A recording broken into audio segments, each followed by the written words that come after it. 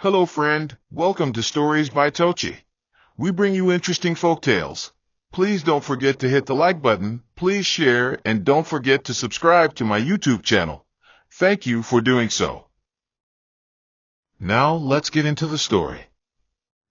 The first time Lizzie flinched at her husband's touch, it wasn't out of malice or moodiness, it was instinct. Pure, raw instinct. His mouth had the bitter stench of neglect, a sour mixture of fermented saliva and forgotten meals, the kind that rose like smoke and stuck to the back of her throat. She had woken up that morning, Monday it was, with the sound of the borehole tank rumbling behind the flat, sunlight spilling through their half-latched curtain, and the sense that her body was crying out for something it couldn't name. Bado, who had been snoring beside her like a thunderous cloud on wheels, turned in his sleep and tried to pull her close. And that was when it hit her, the breath, the heat, the oily skin slicked with 5 days of dust and sweat. She didn't scream. She didn't recoil like in movies. She simply froze. Her heart curled like paper held to flame, and her hand drifted slowly to the edge of the bed like she was reaching for a life outside this room, outside this marriage, outside this regret. The Lizzie who once giggled when Bateau whispered baby girl to her at a wedding after-party no longer lived here. She had packed her laughter and left the day after their wedding night when he had rolled off her without a kiss, muttered thank you, and slept as though nothing sacred had just occurred. From that moment, Lizzie began to count the kisses that never came. She kept track of the sweet names that dried up, of the dates that were never planned, of the silence that swelled after sex. Open, he would say. Just that. No holding. No kissing.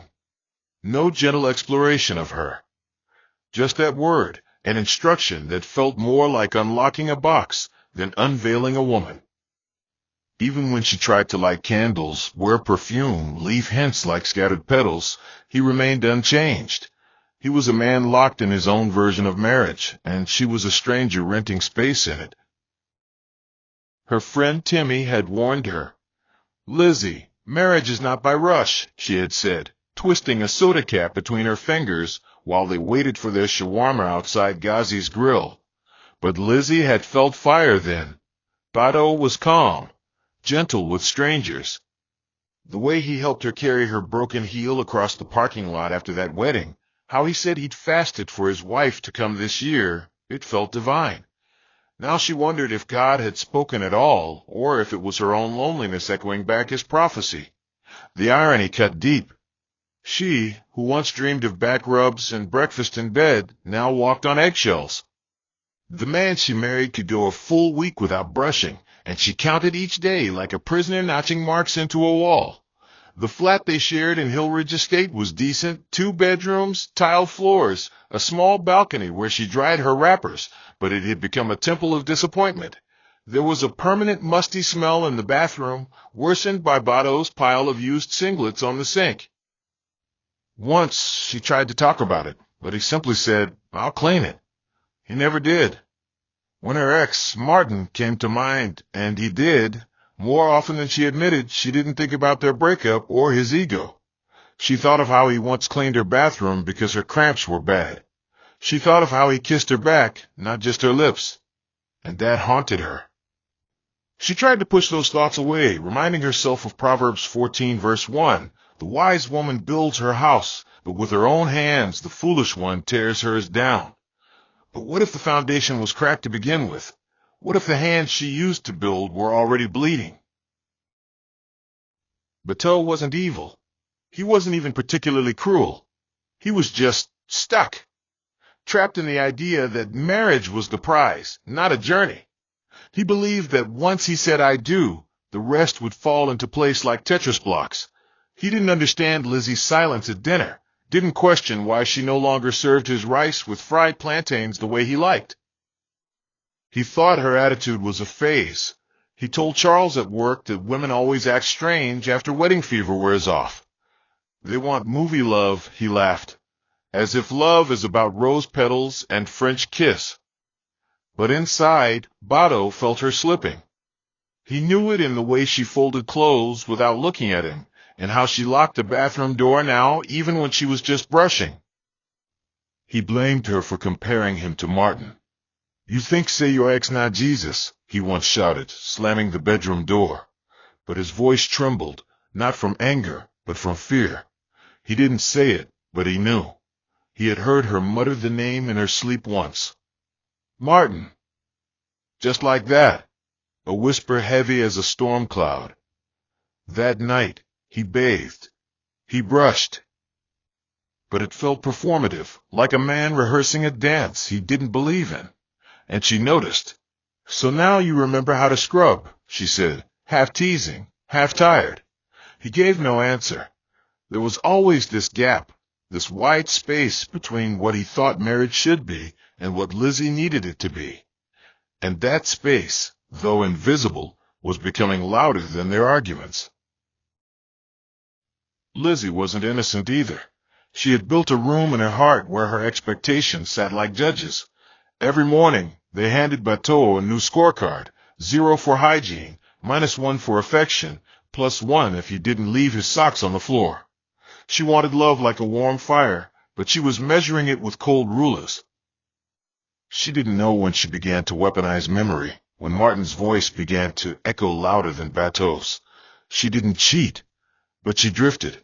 Mentally, emotionally, she wandered into old conversations, old comforts. Even her dreams betrayed her. Once she dreamt Bateau kissed her, and she woke up crying because it wasn't real. She wanted to be touched not out of duty, but desire. She wanted to feel like a woman, not a wife with an open sign hanging from her thighs. She read Ephesians 5 verse 25 over and over. "Husbands, love your wives, just as Christ loved the church," and wondered if she was the church no one wanted to attend. If Christ could die for the church, could Bateau not even hold her hand? One evening she went to the balcony, looked out at the fading light, and whispered, "Lord, did I rush into this? Or did I just marry a man who doesn't know how to love?" The breeze answered with silence, and as she stood there, barefoot, heart aching, she knew chapter 1 of her marriage was not a fairy tale. It was a journal entry scribbled in confusion and cologne-stained regret.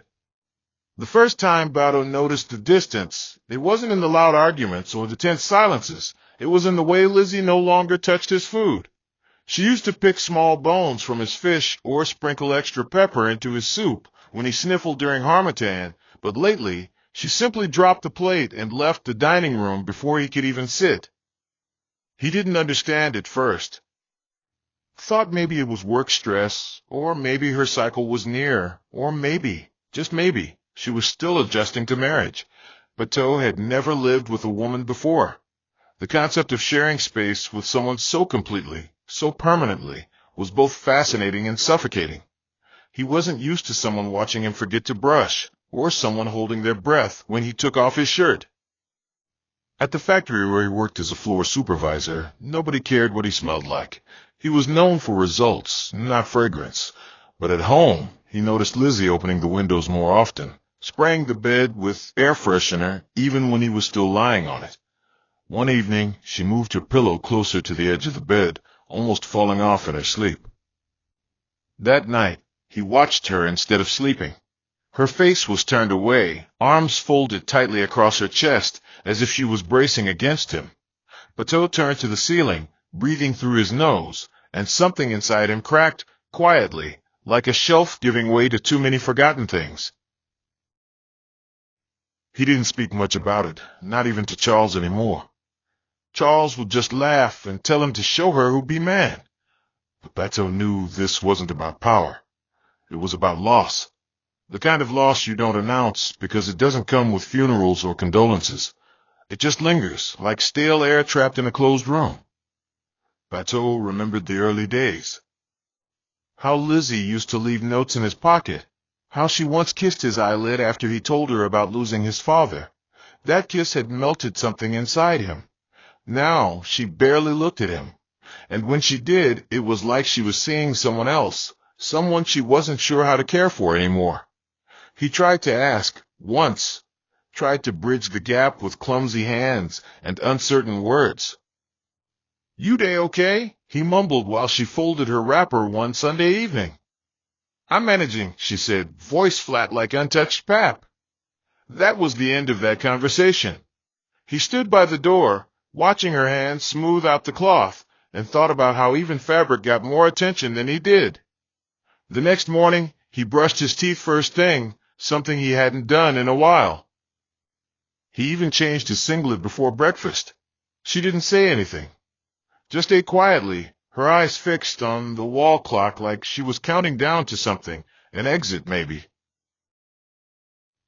There were moments Bateau wanted to scream, not out of anger, but out of confusion. He felt like he was trying to fix a puzzle with missing pieces. She never shouted, never cursed, but her silence was volcanic, heavy, burning, and he was tired of being the villain in a play he didn't audition for. Once, he stayed in the bathroom for nearly an hour, scrubbing until his skin tingled. He emerged smelling of soap and menthol, proud of himself, hoping she would notice. She did, but instead of smiling, she asked dryly, "Where are you going?" That question sliced him open. It wasn't curiosity, it was suspicion, like he could only clean up for someone else. That evening, they didn't speak. He watched football alone, the sound low, his thoughts louder than the match commentary. He hated how Lizzie looked at her phone more than she looked at him. Hated the way she locked it now. Marriage had turned his own home into a stranger's apartment, and still he couldn't bring himself to yell. Couldn't slap the table or demand submission. He wasn't built like that. His mother had taught him to provide, not perform. Just feed her well and roof her head, she always said. But no one told him what to do when love tasted bland and roofs no longer felt like shelter. The dreams started that week. Strange ones. In one, Lizzie stood by the door with a suitcase, eyes dry, voice calm. "I'm tired of being invisible," she said before disappearing in a swirl of wind. In another, he saw her kissing someone else. He never saw the man's face, but he smelled like cinnamon and wore Martin's cologne. Bateau would wake up panting, chest soaked in sweat, heart thudding like someone had knocked on it. He began to pray. Not loudly, not with drama. Just small mutterings in the toilet at dawn, or whispered words while tying his shoe.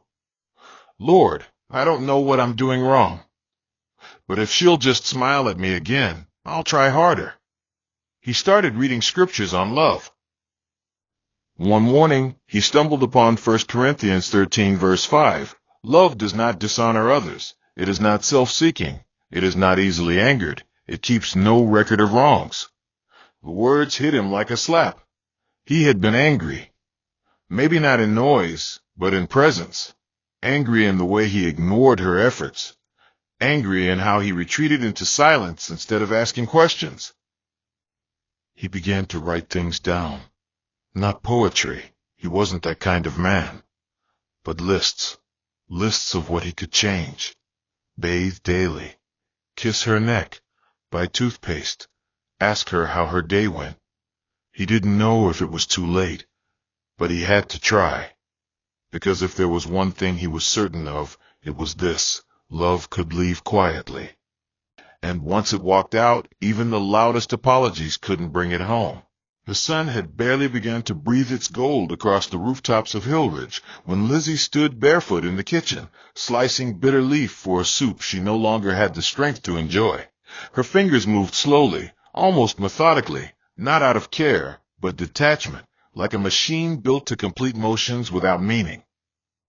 Bateau was still asleep in the room, his soft snores creeping through the hallway like a ticking reminder of everything she couldn't say. The smell of his unwashed body still clung to the sheets, and she had washed them twice this week already, scrubbing them like they held secrets she was trying to erase. She had stopped sleeping beside him entirely, folding herself into the corner of the mattress, pretending to need space. The truth was harder to admit. Her body recoiled from him not because he had wronged her in some explosive way, but because the slow drip of neglect had worn her down until even the thought of intimacy felt like a burden. Lizzie remembered how she used to pray for her husband's embrace when she was single, how she'd envisioned hands that held her like a promise. But Bateau's hands were strangers now, They touched her out of habit, not hunger, and that made the ache inside her worse than loneliness. At least loneliness didn't have expectations. She stirred the pot absent-mindedly and thought again about that message she had almost sent to Martin last night. "Do you still think of me?" She hadn't pressed send, but it sat in her drafts, taunting her. A reminder that the past sometimes waits like a wolf at the edge of the woods, pacing. She didn't hate Beto. She didn't even resent him in the way some women gather fire inside and burn everything down. No, her resentment was quiet. It gathered under her ribs like floodwater, slow, steady, dangerous. There were moments when she saw glimpses of the man she married, like when he remembered to brush before work, or when he stood awkwardly in the corner with a gift bag from the roadside boutique, unsure if the perfume inside would impress her. But those moments were sparse and shrinking. She had learned to guard her joy, rationing it like salt in a home where flavor was forgotten. Her neighbor, Mama Nkechi, once knocked and asked if she was okay. "You down quiet lately," she said, peering with concern. Lizzie forced a smile and replied, "Just tired." But tired didn't cover it. She was unraveling. Slowly, quietly, in ways only the mirror knew. Sometimes, while brushing her hair, she would stare at herself and whisper, "Who are you?" The Lizzie who used to laugh so loudly it echoed through her father's compound was now muted, a shadow walking softly, so she wouldn't startle the peace that never lived in this house. She often remembered her father's favorite verse, Ecclesiastes 10:3 verse 1, "To everything there is a season, and a time to every purpose under the heaven." She wondered if this season of numbness had a purpose, or if she was simply drowning in a marriage too shallow to hold her heart. That week, she washed Beto's boxers with trembling hands, not because she wanted to serve, but because the sight of them on the floor made her want to scream. They were stiff with sweat and carelessness, and as she soaked them in a basin of hot water, she felt tears prick her eyes, not from the chore, but from what it symbolized. Marriage wasn't supposed to feel like solitary confinement. It wasn't supposed to make a woman shrink. She remembered watching her mother kneel before her father each morning to offer him his flask and ironed shirt. But Mama had fire in her. Even when Papa erred, Mama would grab her wrapper and say, "Let me remind you who I am." Lizzie had no fire left, only embers flickering under the ash of unmet desires. That night, she laid on the couch and wrapped herself in a throw pillow that smelled faintly of lavender, her own scent, the only familiar thing that didn't demand anything from her. Beto came into the parlor, stood for a moment, and said, "You no dey come inside again?" She blinked slowly. "I dey try get small breeze," she muttered. He nodded and walked away. No follow-up. No reaching. Just walked back into the room like they were tenants sharing rent, not hearts. As she lay there, eyes wide open to the darkness, she whispered a prayer not for her marriage, but for her mind. "Lord, help me find me again. I don't want to disappear inside this silence." The next day brought with it the scent of rain, a heavy storm that broke through the sky like something grieving. Lizzie stayed indoors, curled on the floor of the bedroom, sorting through old photos. Her wedding album was still in the drawer, where she left it. She pulled it out slowly, like a box of bones, and flipped through the glossy images. Smiles stretched wide, friends cheering. Beto's hand wrapped gently around her waist. A lie in still images. She stared at the photo of their first kiss after "I do," a kiss that touched skin, not soul. She traced her finger along the edge of the frame and whispered, "This wasn't love." It was a ceremony. Her phone vibrated beside her, and for a second she thought it might be Martin. But it was just Timmy, sending her a meme. She didn't respond. Couldn't. Not while her insides felt like wet paper, soft, torn, fragile. She opened her journal and began to write, not about Beto, but about herself. About the girl who used to dance barefoot in the rain, who used to sing while cooking, who believed love was supposed to feel like a warm blanket. That girl was gone, or maybe just hiding. Either way, Lizzie knew she needed to do something. Not to punish Bateau, not to abandon the vows she made, but to rescue herself from fading. And as thunder rolled in the distance and rain began to tap against the windows like quiet truths, she knew tomorrow had to be different. Whether or not he changed, she had to. Because the version of her that stayed silent another day might never find her voice again.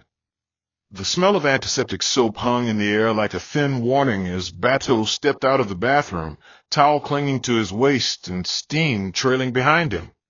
He had finally begun to bathe more regularly, almost religiously now, sometimes even twice a day. But it wasn't about hygiene anymore. It was fear disguised as effort.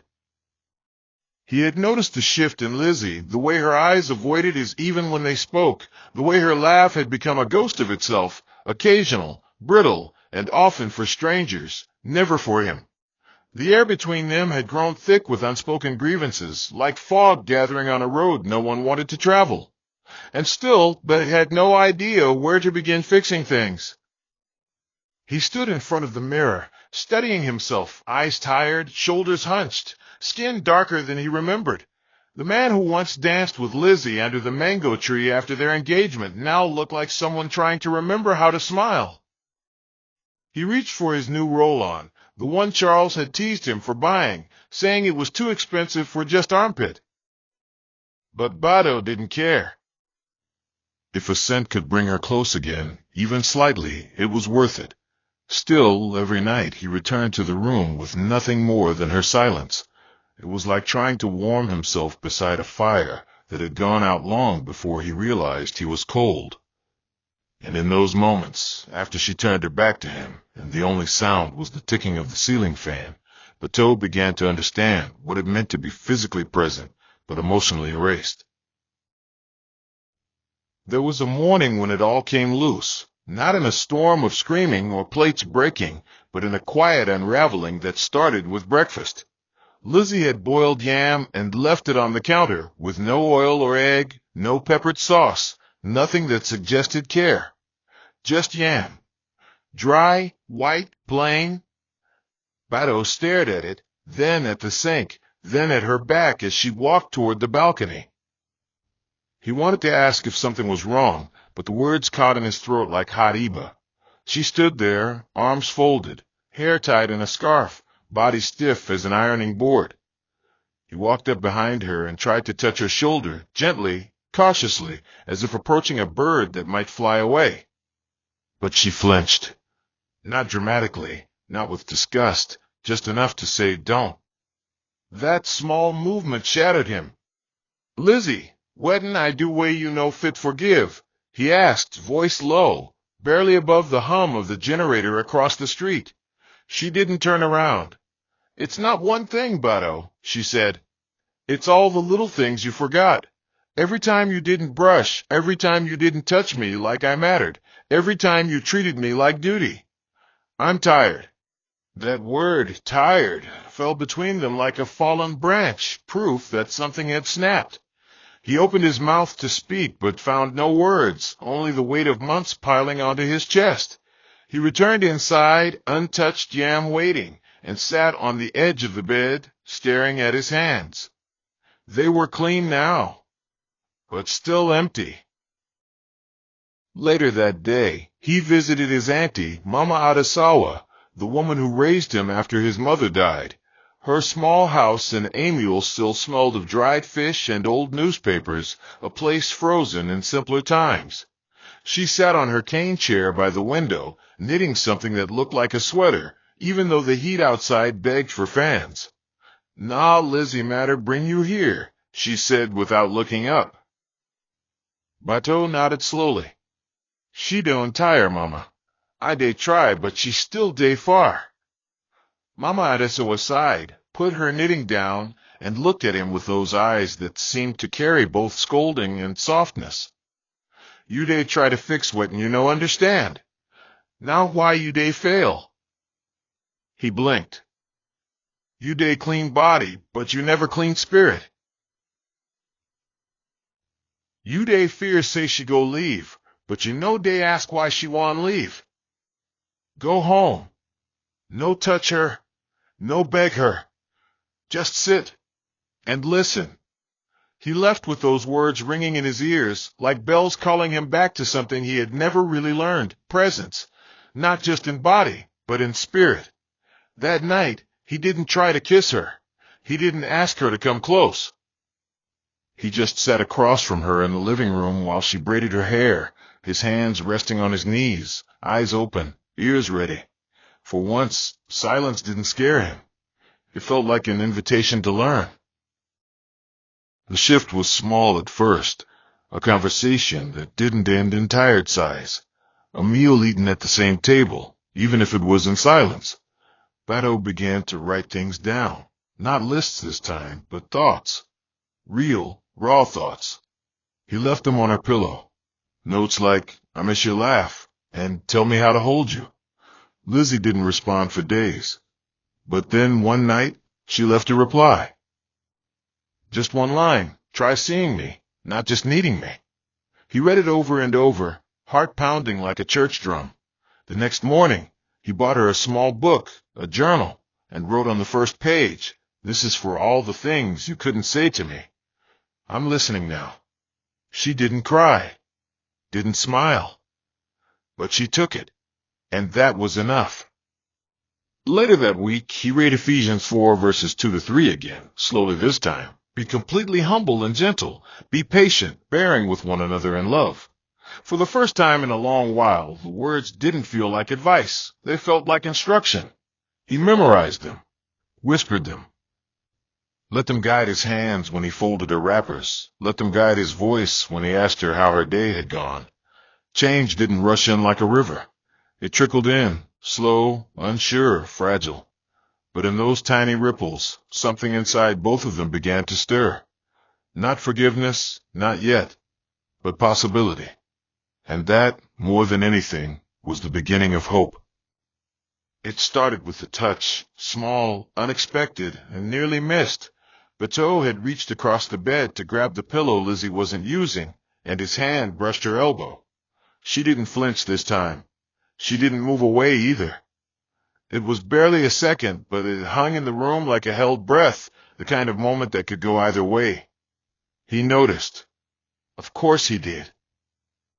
The tiniest shifts were loud now. Every motion was measured, every silence examined like a map. He placed the pillow behind his back and lay there, not speaking, not turning his back to her like he used to. Lizzie, lying beside him in her wrapper and soft green blouse, kept her eyes on the ceiling. She didn't speak either. But that touch, so brief and so basic, carried more weight than the weeks of notes and folded wrappers and washed dishes that preceded it. Bateau knew it wasn't a breakthrough, but it was something. A thread. And if he was careful enough, maybe he wouldn't break it. He kept his breathing even, slow, deliberate, as if exhaling too quickly might ruin the balance of the moment. For the first time in months, he let the quiet comfort him instead of frighten him. And beside him, Lizzie blinked slowly, her mind chasing a memory she hadn't revisited in a while, the way his hand once held hers at the immigration office when she panicked over filling her surname wrongly, and he simply said, "You get me. We go fix him together." She had believed him then. Maybe a part of her wanted to believe him again. That evening, the weather was unusually still. No rain, no wind, just a hushed warmth that made the walls of their flat feel like they were holding something sacred. Lizzie sat at the edge of the bed combing her hair, and Bateau stood in the doorway holding a cup of zobo he had made himself, sweetened just how she used to like it. "I try and mix him like before," he said, extending it toward her with both hands. She looked at it, then up at him, then back at the drink. "Thank you," she said quietly, taking it. She didn't smile, didn't sip immediately. But she held it, another thread, fragile, glimmering. He didn't press, didn't wait for applause. Just nodded and sat near the edge of the mattress, careful not to crowd her. They stayed like that for a long time. No music, no television, no pretense. Just air between them and a Zobo cup. After a while, Lizzie began to speak. Slowly, like someone testing her voice for the first time. "Bodo, do you know the first time I felt like you disappeared?" He looked up, startled but silent. She continued. "The night after our wedding. You didn't even look at me properly. She didn't finish the sentence. She didn't have to." His face tightened with realization, with shame. "I didn't know what to do," he said, voice low. "I no be romantic man. I just dey fear say I go do him wrong." Lizzie exhaled sharply, a mix of disbelief and tired laughter. "You didn't do it wrong, Bateau. You didn't even try." Later that night, while the compound dogs barked at passing shadows and the neighbor's TV hummed somewhere in the distance, Lizzie stood in the bathroom staring at herself. Her reflection didn't startle her anymore. It no longer looked like a stranger. It looked like someone returning from a long journey. She picked up her face towel and dabbed the edges of her eyes. No tears had fallen, but the weight of her heart pressed against her bones like something waiting to be released. She stepped out quietly and saw Bateau still awake, sitting on the couch with his phone on the table, untouched. No football. No scrolling. Just him and his thoughts. "You still dey wake?" she asked, voice softer than she meant it to be. He nodded. "I dey think about the things I missed," he replied. She walked over, not too close, and stood beside him. "You missed a lot," she said. Then, almost as an afterthought, "But you dey try now." His eyes met hers then, and for the first time in a long time, there was no anger, no disappointment, just two people standing in the rubble of something once broken, deciding whether to rebuild. He reached out, not to grab, not to pull, but to ask. She stepped forward, just a little, and sat beside him. Their shoulders touched. No sparks flew, but warmth returned, the kind that settles instead of burns. Bateau exhaled. Lizzie leaned back, and for the first time in months, they watched the ceiling together, not alone. The following morning, Bateau woke early, not for work, not out of habit, but because he had something to do. He made tea, her favorite, the one with cloves and a pinch of ginger, and placed it on a tray with 2 slices of bread, buttered edge to edge the way she preferred. He walked carefully into the room where she still lay, her eyes fluttering open as the scent teased her nostrils. "Good morning," he said, kneeling beside the bed, tray in hand. "I no sabi do grand things, but I one day start small." Lizzie blinked and sat up slowly. The tray wobbled a bit in his trembling hands, and she steadied it without thinking. Their fingers touched again. Neither moved. Then she took the cup and sipped. Not because she was thirsty, but because something told her she needed to. She said.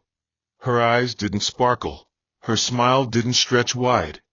But the look she gave him held something sturdier than excitement. It held recognition. Bateau sat on the floor, back against the bed, eyes closed, his heart beating a new rhythm. They didn't talk much that morning. No deep confessions, no grand gestures. But the silence was no longer painful. It felt like soil, tilled, watered, waiting. And as the morning light crept in through the slits of the curtain, both of them, quietly, cautiously, hoped that maybe, just maybe, something beautiful could grow from what remained. The afternoon sun cast long, slanted shadows across the living room floor as Lizzie folded the freshly washed curtains, the scent of sunlight still clinging to the fabric. Bateau sat at the edge of the couch, holding a piece of paper where he had scribbled something he hadn't shown her yet, a list of habits he had been keeping track of, quiet evidence of the small shifts he was making. He didn't know why he hadn't thrown the paper away. Maybe he wanted her to see it someday. Or maybe it was his own reminder that change didn't always roar like a lion, it often crept in like a whisper. The air in the house had shifted. It no longer tasted like frustration and mildew. The silence between them wasn't hostile anymore. It had softened into something curious, even tender. Lizzie turned and caught him staring at her, and for a brief second she held his gaze. He blinked first, but she didn't look away immediately. That was new. That was something. She set the curtains down and walked past him, her hand brushing the edge of the couch gently, almost by accident. Bateau felt it. Felt the intentional accident. He looked at the list in his hand again. Brush before sunrise. Sit close, not too close. Listen when she's not speaking. Compliment her eyes. Don't forget the soap. It was clumsy, even childish, but it was his. And in this fragile piece they had found, that clumsiness was no longer shame. It was sincerity. 2 days later, they took a walk for the first time in a long while. Not a planned outing, not a date, just a simple walk around the estate after the rain had cooled the world and left puddles that shimmered like lost hopes being found. Lizzie wore her hair down, the way she used to before things fell apart, and Bateau noticed but didn't say it immediately. They walked side by side, hands not touching but not distant either, like two songs in the same key waiting to be harmonized. They passed the bakery on the corner, the one that used to remind Lizzie of home, and she paused. "Do you want bread?" he asked, almost shyly. She nodded. He went in alone and came out holding a warm loaf and a cold malt, and when he handed it to her, she smiled. It wasn't a grand smile. It didn't light the sky or turn heads, but it was real. And Bateau's heart, quiet, worn out, hopeful, thudded like someone knocking on a door they feared might never open again. They sat on a low concrete slab beside a dusty pickup truck, sharing bread and laughter that bubbled up from awkward memories. Lizzie told him about the time he left the bathroom with tissue stuck to his foot, and Bateau, laughing through his crumbs, admitted he'd known, but had pretended not to notice, because she was already angry that day. They laughed harder than they had in months, laughed that didn't feel forced, didn't hide pain. For the first time in what felt like forever, Lizzie said, "I miss this." And Bateau, mouth full of bread and pride, replied without hesitation, "Me too." Later that night, back home, Lizzie sat on the edge of their bed, legs swinging slightly like a girl unsure of what to say but brave enough to stay seated. Bateau stood near the window, arms crossed, eyes tracing the silhouette of her back against the lamplight.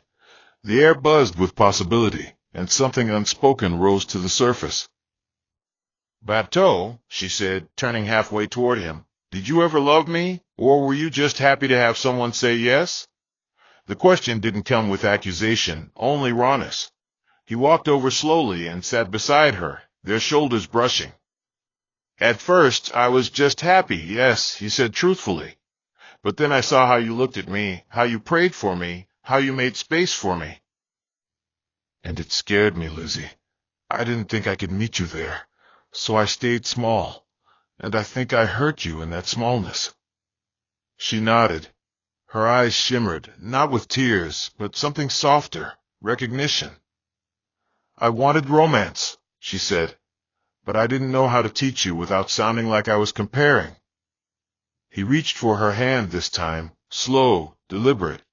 She let him. "Teach me now," he said, "not like a child. Like a man who is ready." Her fingers closed around his, and something settled. Not fixed, not flawless, but settled. And in that simple closeness, there was forgiveness that didn't need to be declared out loud. It existed in the space their palms met. The next morning, as the town stretched itself awake with the clanging of gates and the calls of bread sellers, Lizzie and Bateau stood in the kitchen, side by side. She stirred pap while he sliced fruit, careful and focused. No words were exchanged yet, but there was music in the motion, rhythm in how they moved around each other, without stepping on toes.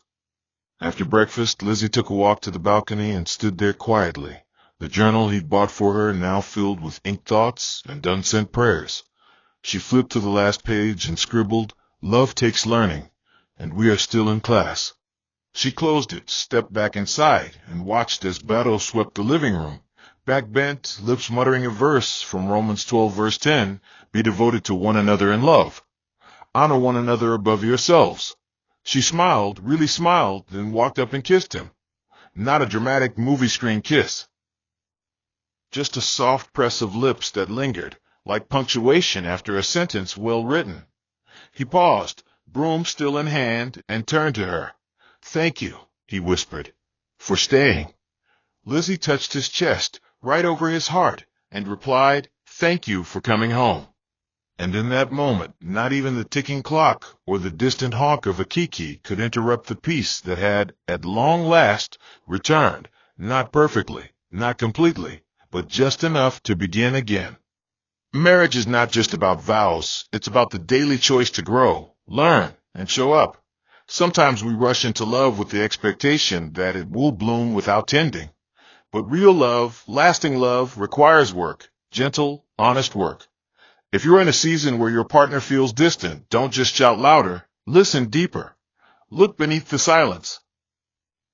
Often, the pain is not from a single wound, but from tiny cuts left untreated. And if you're the one falling short, don't let shame keep you from change. Small efforts, consistent, sincere ones, can revive what feels dead. What matters is not who failed yesterday, but who is willing to learn today. Even the coldest love can be warmed again if both hearts are willing. So talk, listen, bathe, brush, apologize, hold hands, ask questions, and never underestimate the power of a humble, consistent shift. Growth may be clumsy, but it is holy. Thank you for the story that reminds us love isn't found, it is built.